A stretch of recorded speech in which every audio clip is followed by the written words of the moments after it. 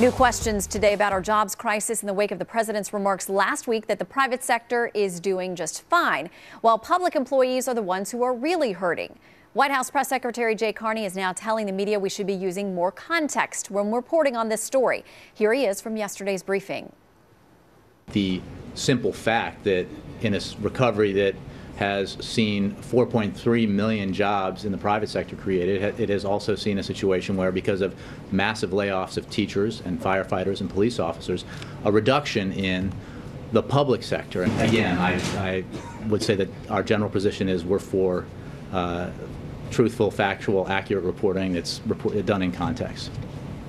Okay, so here is some of that context. The president was accurate when he said that the private sector has created more than 4 million jobs in the last 27 months. However, unemployment in the public sector right now running around 4.2%, while unemployment in the private sector is running about 7.8%.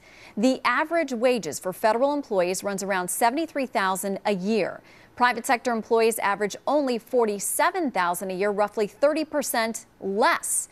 Those federal salaries have increased by 48% over the last decade or so, and private wages have increased about 30% for that same time period. So when you start digging down in the numbers for more context, does it help the president's argument or hurt? Leslie Marshall is a syndicated radio talk show host and Fox News contributor. Lars Larson is a syndicated radio host with Compass Media Networks. Welcome to you both. Good morning. Hi, good morning. All right, Leslie, so when folks are picking on the statement the president made that the private sector is doing just fine, out of context or not? Well, out of context in the sense, if you look at the entirety, as Jay Carney said, of what he was talking about. The president repeatedly, quite frankly, since his first day in office, has said, every time we have any gains, this is good. It's not happening as quickly as we would like, and we have a long way to go. Certainly, we know the private sector isn't fine, but you can't disregard this year alone over 800,000 jobs created in the private sector. We are moving in the right direction, albeit slowly. All right, Lars? I got to tell you something. It's completely in context that the president doesn't have any touch with reality. He says the private sector is just fine, and he followed that with a sentence where he said it's the people in the public sector we need to worry about. No, we don't. As you just pointed out, they make a whole lot more money than the average American who pays their salary and expects them to serve the public.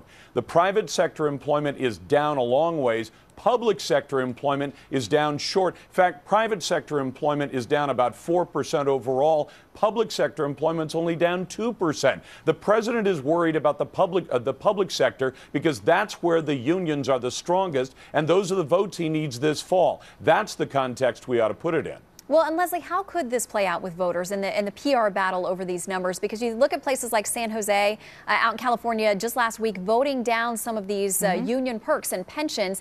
Do you think the average person out there is now starting to question just how tough things are for public sector employees?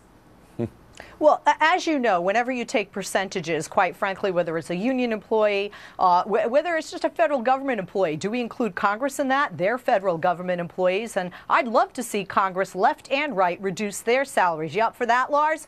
The bottom line here is, yes, it will be what Americans feel, not what the number actually is, as I've always said, in November, on that big day, the day of the election, what Americans feel about the economy, how they feel in their own personal situation. Do they feel that things have improved, and who do they trust, Leslie, President Obama or former Governor Romney, to get them there? But Lars, buddy, you've been telling me that the Bush tax cuts are a great thing. So where are all those jobs being created in the private sector? Because we still have those Bush tax cuts. Well, I got to tell you something, and Leslie. apparently former President Bill Clinton thinks they're not, a bad thing. Well, he's out on the campaign trail for this president.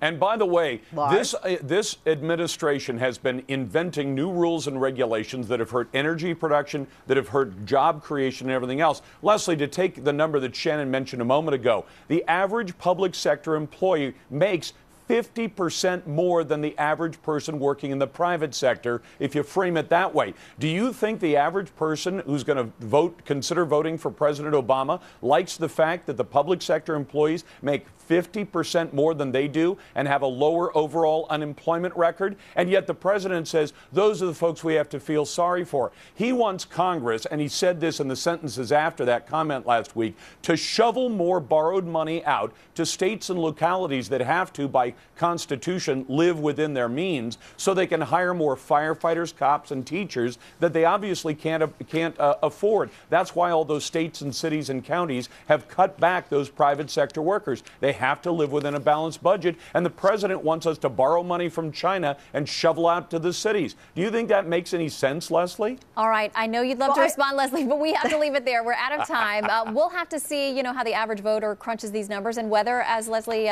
said, it makes a difference in November as to how they feel or what they see on paper. Thank you both. Love you, Leslie. Thank you. Love you, love. A love fest.